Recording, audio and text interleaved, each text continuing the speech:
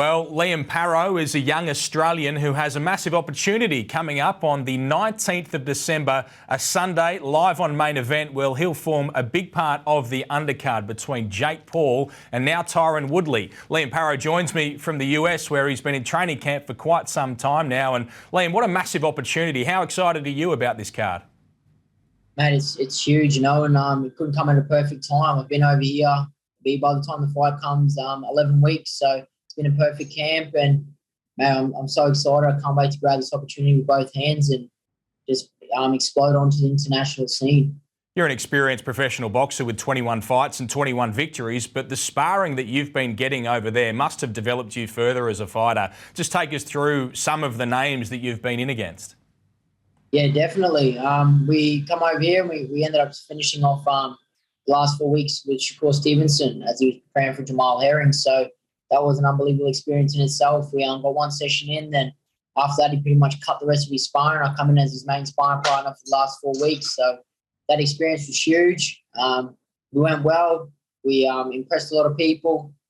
And then we moved on from there and got some rounds with Devin Haney, Francis Bartholomew, Roland Romero while he was still fighting Tank Davis at that time. So we mixed it with the best in the world, and yeah, it's been a perfect prep, and I can't wait to showcase everything that I've been working on and learned and picked up on December 18. Could I just pinpoint a couple of those guys? Shakur Stevenson, what was it like? How did you fare in sparring against him? Yeah, good. You know, these guys are world champions and elite world champions for a reason, but you know, it was a massive confidence booster for myself. You know, I belong at this level. I can mix it with these guys, give them competitive, honest work. So it was a massive confidence booster. And, yeah, but these guys, they're sharp. You know, they're top of the top. And it makes me rise to the occasion like I always do in my fights. So I had to rise to the occasion. And, yeah, it was unbelievable. I'm so blessed to get all the work in that I did. And a lot of interest now from this part of the world in Devin Haney, because he's got one piece of the puzzle at lightweight where George Kambosos has the rest. What was he like, and how good is he? Yeah, he's really good. You know, he's good at adapting, and like I said, he's a world champion for a reason. He fought just the other night. We were there live. We watched it live against Jojo Diaz. It was a good fight, but now I'm excited to see George clean out that division. You know, George had a massive win. His fight against Lopez, and yeah, hopefully that fight can happen in Australia, and I get through my fight in good fashion December 18, and who knows, I could be on the undercard of Haney versus Kambosos in Australia. Yeah, that'd be a fantastic opportunity as well. We hope that fight does happen. What's it been like, this training camp, being based over there? You're a 25-year-old from Mackay, originally in Queensland, and now you're over there in the big smoke with the best in the world and just living overseas. How have you enjoyed that experience? It's been unbelievable. You know, this is where I need to be. There's no distractions. It's 100% boxing. And it's just the quality of sparring you can't get back home. Just the variety, you know what I mean? We're based in Las Vegas at the moment, and you can, for any fight, you can get any kind of sparring. You know what I mean? You got the push-up fighters, you got the boxers, anything you need, you can prepare well here, and it's all top quality. Every fighter here can fight, so it's just awesome. Yeah, it's just an experience you can't get back home, and you know, it's the plunge I had to take, and I'm so glad I did it for my career, and it's going to do wonders for myself. And what's the plan after this fight? And we'll talk about the fight, obviously, in just a moment. Are you going to come back to Australia, or do you see yourself being based in the US for an extended period now? Well, I have to come back, you know, come back over Christmas. I'm spending Christmas in Fiji and New Year's there, so just relax back there after this fight. At the moment, that's all I've got on my mind is this fight, December 18. You know, I've got to put on a good performance, be world class, and show everyone that I'm coming for that 140 division. But you know, I've got to go back there, and we're talking about our team, and I think we're going to be based here a lot more. You know what I mean? I love Australia. I love Australia's home, and yeah, but I think I'm going to have to be here a lot more to keep progressing in my career, and yeah. Feels like, assuming that you win, of course, that Jake Paul would be happy to hang out with you and show you the ropes over there. He's a big fan. I just finished speaking with him, and he says he handpicked you for his undercard in this fight. That's a huge compliment from a big star. Man, it's unbelievable. It's unbelievable. You know, it's very humbling. I'm truly blessed that he did. You know, he's the biggest pay-per-view star in boxing at the moment. You know, so it's it's unbelievable, and I would absolutely take up on that offer to hang out with him after. We both have dominating wins, so I hold it to him. Do you have any idea where they came across you and why he's such a fan?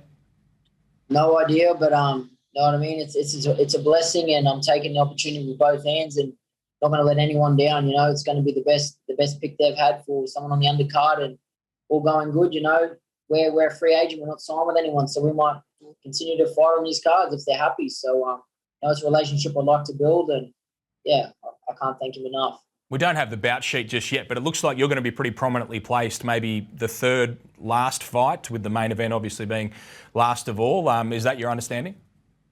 Yeah, that is. Yeah, the second fight on the pay-per-view card, I think there's 4 fights.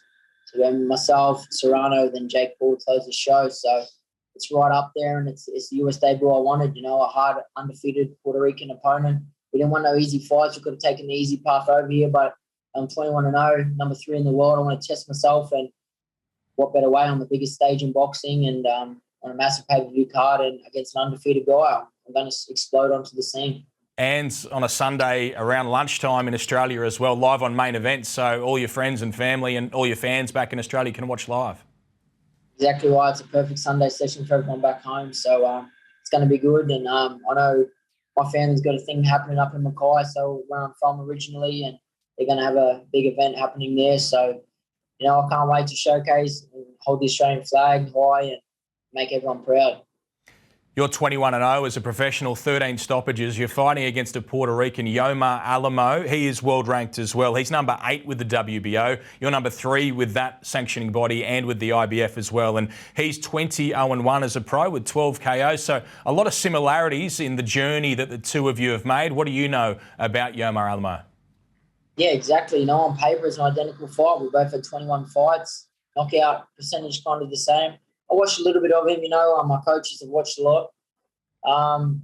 He can box. He's good, and he's undefeated for a reason. He's well ranked for a reason, so he's doing something right. But you know, we'll wait and see. But I'm very confident. I always am confident coming into my fights. But I feel like yeah, it looks even on paper, but as soon as that bell goes, it's gonna look like a mismatch.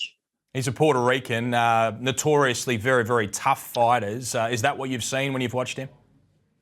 Yeah, I have, and we're going to really test his toughness. You know, people that get in there and they underestimate my power until they feel it. And, you know, he likes to move a lot, and I feel that's what's going to happen. In my previous fights, they feel my power, and then they start running. So we've been working on everything. So whatever he dishes out, I've got every answer in the book. We've gone over everything. So it's just going to be, it's Paro time come December 18th. I've had the great pleasure of calling some of your fights, Liam, and you are a very classy southpaw, but there'll be plenty watching this show who may not have seen you fight before. What should they expect to see from you? Hey, fireworks in a class and a boxing clinic. You know, like you said, it's classy southpaw. You know, I don't do nothing stupid in there. I don't waste punches. Everything's calculated. Everything's good, and it's a nice boxing performance. Given where you are in the world rankings, number 3 in the world with the WBO and the IBF, this could be seen as a bit of a risky fight, but I guess you'd be looking more at the reward of the exposure that this gives you with a win. That's right. It is a risky fight, you know, but that's what I wanted. I pushed for these hard fights. That's what I want. I don't want no easy fight.